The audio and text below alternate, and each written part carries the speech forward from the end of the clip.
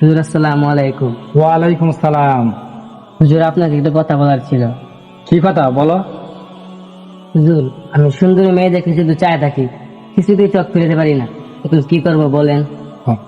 তাহলে তুমি এক গ্লাস দুধ নিয়ে আসো, এমন ভাবে আনবা পরে পরে অবস্থায় কিন্তু পরে না যেন। জি হুজুর, আনতেছি।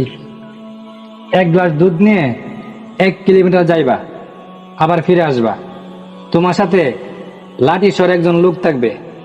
যদি 1 ফোঁটা দুধ পড়ে তাহলে তোমাকে শাস্তি দেওয়া হবে। হুজুর দুধ নিয়ে এসেছি। ঠিক আছে, এই তুমি এদিকে আসো। এখন যাও।